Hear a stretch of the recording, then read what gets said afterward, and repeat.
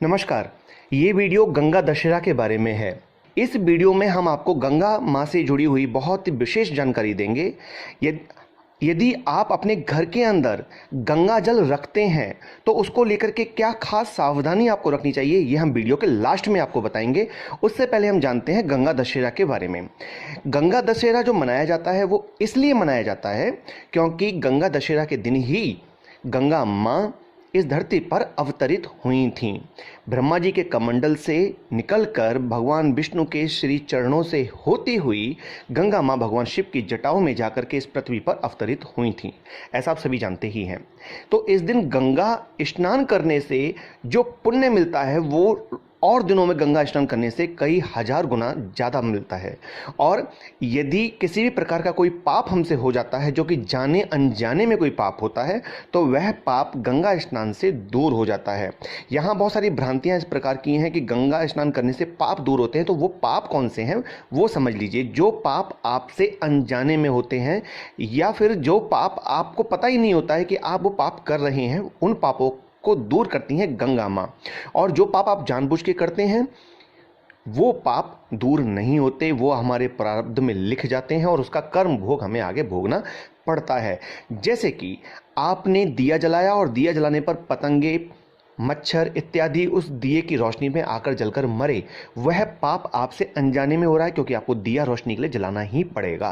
तो ये इस तरह के जो पाप होते हैं, झाड़ू लगाते हैं आप घर के अंदर, सफाई में जो जो चींटी इत्यादि मर जाती हैं, उनके पाप की निवृत्ति के लिए गंगा स्नान इत्यादि करना आवश्यक होता है। और हम मन से जो किसी के बारे में बुरा सोच लेते हैं, किसी की चुगली कर देते हैं, इस तरह के जो पाप होते हैं उनके लिए गंगा स्नान करने से वो पाप से मुक्ति मिल जाती है। लेकिन यदि आप किसी के साथ घोर अनर्थ कर दें, किसी के साथ बहुत गलत कर दें और जानबूझ करके ऐसा कर दें, उसकी निवृत्ति नहीं मिलती। तो गंगा स्नान यदि आप गंगा दशहरा पे करते हैं तो उसका कई हजार गुना फल प्राप्त होता है आपके लिए। और इसके साथ साथ इस समय कोरोना महामारी चल रही है तो गंगा स्नान जो है बहुत से लोग करने नहीं जा पा रहे हैं इसके तहत। इसके अलावा हर शहर के अंदर गंगा मैया उपलब्ध भी नहीं है। विशेष जगहों पर ही गंगा नदी मिलती हैं, तो इसलिए लोग अपने शहर से दूसरे शहर जाने में भी सक्षम नहीं हो पाते। तो ऐसे में आपको चाहिए कि आप एक बाल्टी के अंदर आप जो है गंगा जल डालें और गंगा जल डाल के उसके अंदर जल से उस बाल्टी को भर लें और उससे आप स्नान अगर घर के अंदर करते हैं तो आप यकीन मानिए आपको गंगा स्नान करने जैसा ही पुण्य प्राप्त होगा। लेकिन इसमें एक सावधानी है कि बहुत से लोग पहले एक बाल्टी जल ले लेते हैं, उसके बाद उसमें गंगा जल मिलाते हैं। ये गलत है। जल में गंगा जल नहीं मिलाना चाहिए बल्कि गंगा जल में जल मिलाना चाहिए। इसलिए पहले खाली बाल्टी में गंगा जल ले लें और उसके बाद उसमें जल मिला लें, उसके बाद आप स्नान करें। तो इस प्रकार से यदि आप स्नान कर लेते हैं तो आपको गंगा स्नान करने का पुण्य प्राप्त होगा। कोशिश करें कि आप सूर्य उदय के आसपास ही स्नान करें, यानी कि सूर्य उदय होने के बाद अगर आप 1-2 घंटे के बीच में अगर स्नान कर लेते हैं तो उसका फल कई गुना बढ़ जाता है। इसके साथ गंगा दशहरा पर स्नान करने के बाद अगर पूर्ण फल प्राप्त करना है तो कुछ दान पुण्य भी आपको अवश्य करना चाहिए। आपको घर से बाहर किसी मंदिर में किसी व्यक्ति विशेष को, जो कि दान का अधिकारी हो, यानी कि कोई गरीब व्यक्ति, कोई ब्राह्मण, कोई ऐसा व्यक्ति, लाचार व्यक्ति, उसको आप कुछ अन्न का दान, कुछ फल का दान अवश्य करें। इससे आपको पुण्य फल प्राप्त होगा। गंगा स्नान का पूरा फल आपको प्राप्त होगा। अब वो विशेष बात जो हमने कही थी कि हम वीडियो को लास्ट में बताएंगे। देखिए, बहुत सारे लोग अपने घर के अंदर गंगा जल रखते हैं, ठीक है। तो गंगा जल 2 तरह से रखा जाता है घर के अंदर। एक होता है गंगा जली के रूप में, एक छोटी सी गंगा जली या किसी कांच की बोतल में या प्लास्टिक की शीशी के अंदर गंगा जल भरते हैं और उसको अपने मंदिर में, घर के मंदिर में स्थापित कर देते हैं और उसकी पूजा करते हैं। और दूसरा गंगा जल रखा जाता है जो कि बहुत ज़्यादा होता है, एक्स्ट्रा मात्रा में 2 लीटर, 4 लीटर, 5 लीटर, इस तरह के कैन के अंदर भर के रखा जाता है, जो ज़रूरत के हिसाब से आप इस्तेमाल करते हैं।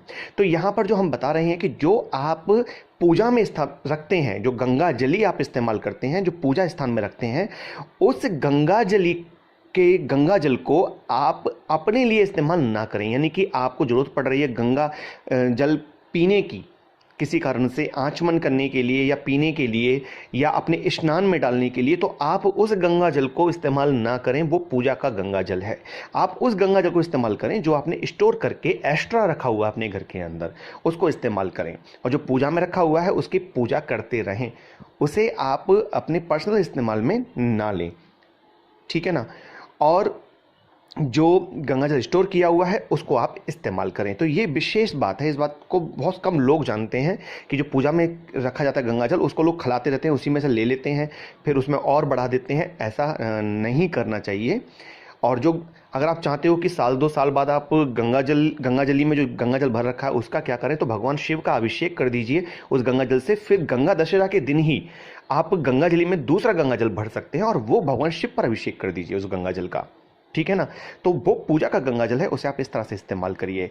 आप अगर हमारे चैनल पर पहली बार आए हो, वीडियो को पहली बार देख रहे हैं, तो हमारे चैनल पर बहुत सारी वीडियो हैं, आप उनको देख सकते हैं। यदि आप भगवान शालिग्राम जी के बारे में जानना चाहते हैं तो राइट की तरफ जो वीडियो आपको दिखाई दे रहा है आप उस वीडियो को देख लीजिए। और लड्डू गोपाल से जुड़ी जानकारी प्राप्त करना चाहते हैं तो ये प्लेलिस्ट है, आप इस प्लेलिस्ट को भी चेक कर सकते हैं, वहाँ पे आपको लड्डू गोपाल जी के बारे में जानकारी मिल जाएगी। वीडियो अच्छा लगा हो तो श्री हरि कमेंट में जरूर लिखिएगा। मिलते हैं एक नई जानकारी के साथ, तब तक के लिए विदा लेते हैं। नमस्कार।